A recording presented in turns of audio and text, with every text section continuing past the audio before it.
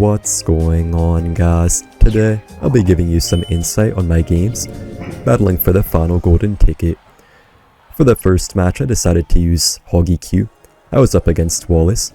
When I saw the Heal Tiny and Barbarian Barrel, I knew it either had to be 3 Musketeers or some type of bridge spam deck.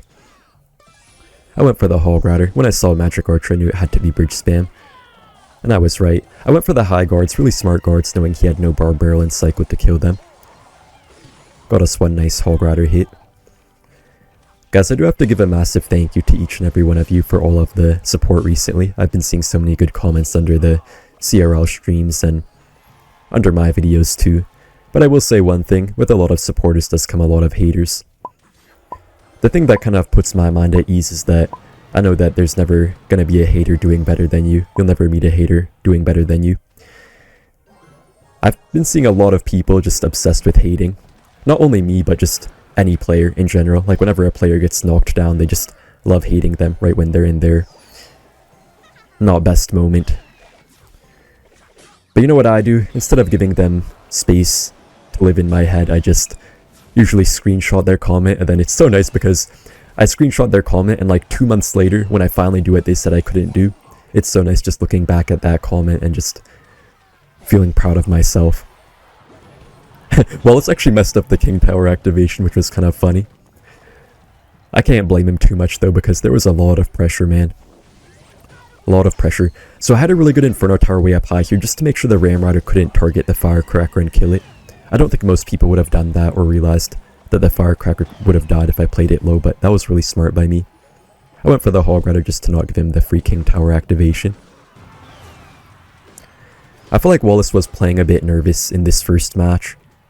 And I was playing Hog EQ, which is my comfort deck, so I was playing pretty carefree, to be honest. I was a bit scared of the Evo Knight, though. And Evo Knight can just completely change the whole game. I went for the early Firecracker. I knew he would try to Fireball, but I just wanted to outcycle it. So when I played the Inferno Tower, I knew he might try to Magic Archer, so I had my Snowball ready, and then I just pushed it into the opposite lane. Went for the guards, too. You guys can see the Inferno Tower was really good in this matchup.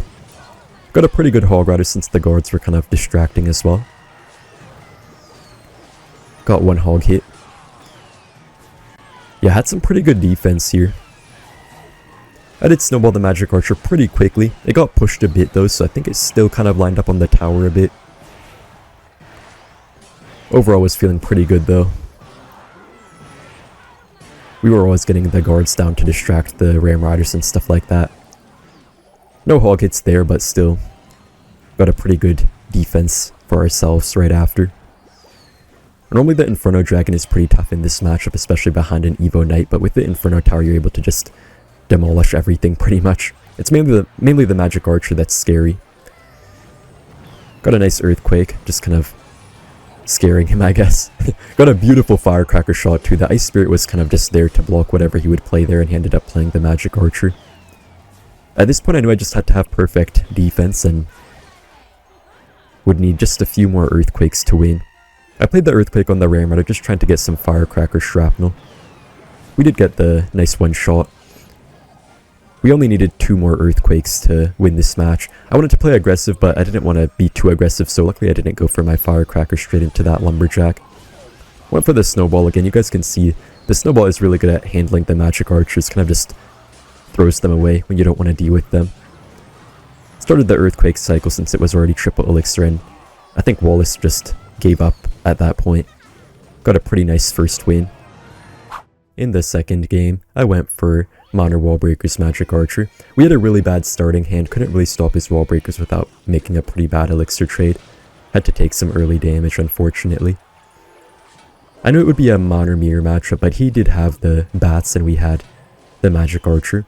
I wasn't sure what his mini tank would be since he did waste the Evo Knight in his first deck. I thought it could either be something like Valkyrie, Mighty Miner, or maybe even Recruits. Some people do run this deck with the Evo Recruits now. He wasn't really playing anything. I just went for the Tornado up high. I didn't want to take any damage trying to go for a King Tower activation or something. Went for the Wallbreakers trying to force out his Bomb Tower. Was a pretty nice Elixir trade. I wasn't really sure how to feel about this matchup. We had a pretty bad start, so I wasn't feeling too good about it, but I knew with a good Magic Archer lineup we could do some good work. Then I saw the recruits, wasn't too happy about it. I feel like recruits do make it a bit harder. Not the recruits, but the Evo recruits. I went for the aggressive Magic Archer. I knew he had nothing really too good to stop it. I went for the Night Catch. Didn't really work out too well. It's kind of just a luck game. And unfortunately, the bomb tower let one of the recruits bypass. I'm not really sure why. I might have been like half a second late on my bomb tower. And guys, I do want to tell you, there was a ton of pressure in this match for both Wallace and for me. So we were playing on our top game, but you'll see that certain things happened that may not have happened normally because it was really stressful. Got a pretty good monitor, making him also spend the log on the wall breakers. I was feeling pretty bad about this start, though. I didn't really like where we were. I knew that I needed some big Magic Archer play to come back. It's pretty hard to do much against the Evo recruits besides sit back and defend, but then they just get free damage with the Monitor Poison. Did go aggressive with the Magic Archer, trying to get a bit of a lineup. The one nice thing, I guess, is that he doesn't really have too many ways to stop a Magic Archer from lining up in the recruits and tower. The Evo recruits kind of just destroyed me. Caused so much damage on the left side. Kind of survived, though, by a miracle. He played an early bomb tower for no reason. I just went for the Magic Archer. Got a super nice tornado, too. Really putting in the work with the Magic Archer. Went for the bomb tower on defense. And once again, the recruits kind of just split up a bit. I'm not really sure what kept happening. To be honest, I guess one thing is that pretty much nobody plays Royal Recruits on top ladders, so it's kind of hard to know exactly how to play against them, because people only run them in competitive play right now. So here I wanted to try to get a nice Magic Archer off in a second. Went for it right in the front.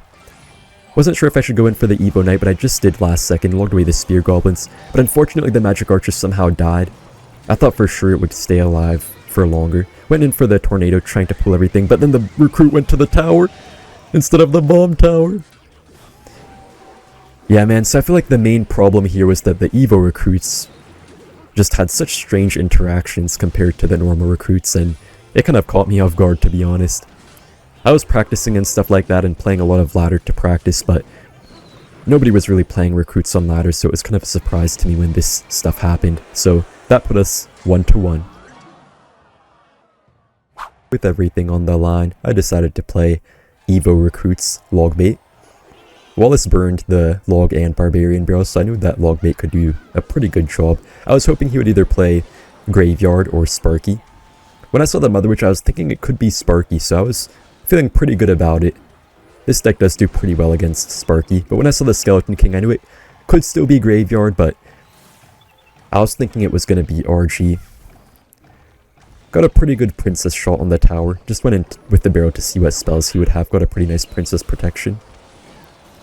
But then I saw the arrows and rage, and I was not feeling too good about it. At this point, I pretty much knew he had a hard counter to us. And I was pretty sure he was running RG. Got a really good Dark Goblin.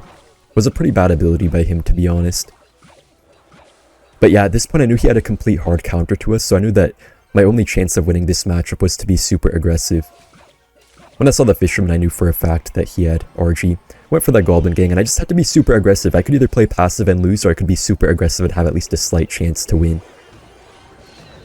But the Mother Witch, man, the Mother Witch. Oh, the dreadful Mother Witch, man. It just got like 5,000 piggies. Went for the Dark Goblin, but the piggies were just swarming my tower like animals. I mean, I guess they are animals, right? But yeah, man, it seemed like it was a pretty big mistake. Pretty much lost my entire tower. But man, what would I have done? If I played passively, I would have lost, and it would have not been any better. So I feel like it was the right play by me to go super aggressive there. If I played passively, there's no way I'm breaking through arrows, rage, Mother Witch. I still want to try to get some damage here. I knew he had no big spells, so there was still a small chance of winning. But the Mother Witch was just pretty much unkillable for us. We had no fireball or anything to take it out properly. I didn't even want to play my recruits really, because the Mother Witch really just farms piggies out of them. And also, his Skeleton King would just go crazy on them. Just wanted to try to kind of block up the lane so we couldn't go in for an RG or anything like that. I did finally go for the recruits, but they were already a little bit late. I was hoping the Skeleton King wouldn't splash the tower. Went for the arrows, but it somehow splashed the tower still. I don't know why. And yeah, man, I pretty much lost from here. Tried to go a bit aggressive, but couldn't really break through. Honestly, it was a pretty unfortunate matchup, and I ended up losing. But guys, I have to say, I'm really proud of how I did. We got top 17 overall in CRL this year, and almost got to World Finals at the end. I feel like I've improved so much in the last few months. And guys, don't feel bad, don't feel sad. I'll still go to World Finals as a content creator, and I'll hopefully meet quite a few of you guys.